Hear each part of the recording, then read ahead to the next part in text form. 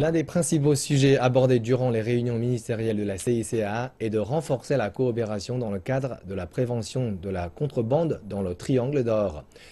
La Chine pousse les agences de sécurité dans la région à travailler ensemble et plus efficacement depuis que 13 marins chinois ont été tués par des trafiquants de drogue au bord du fleuve Mekong il y a 5 ans.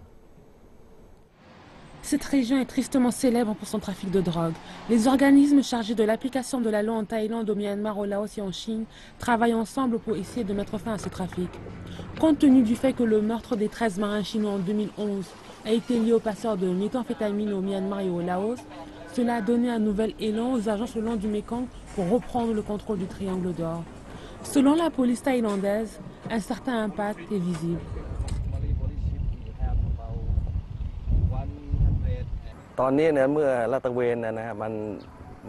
Depuis que nous avons commencé les opérations conjointes et renforcé la sécurité, la situation sur le fleuve Mekong s'est améliorée.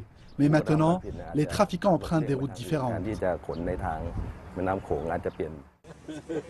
La Chine a aidé à renforcer la flotte maritime du Laos et du Myanmar et patrouille avec la Thaïlande. Des fonds ont été débloqués par le gouvernement thaïlandais afin que la police manifeste plus sa présence.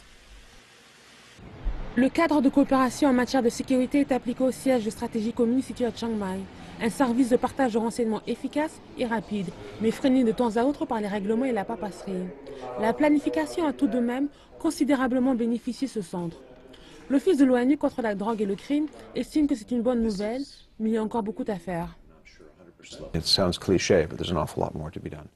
C'est probablement cliché, mais il reste beaucoup de choses à faire, même si le volume de drogue sortant du Triangle d'Or semble avoir diminué. L'ONU souhaite étendre la portée de l'attention d'organismes d'application de la loi à la racine des problèmes derrière la toxicomanie. Nous devons avoir des stratégies multiples. L'une d'entre elles est de régler le problème de culture et de production d'opium, mais aussi l'approvisionnement de produits entrant dans la région, c'est-à-dire le trafic de ce que nous appelons les produits chimiques précurseurs. Donc gérer le commerce des produits chimiques par ces entreprises internationales.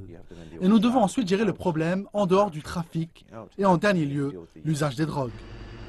Les eaux troupes du Mekong lui ont valu la réputation de région sans foi ni loi, et la zone continue d'être difficile à contrôler. Mais les 4 pays le long du fleuve sont déterminés à venir à bout de cette jungle.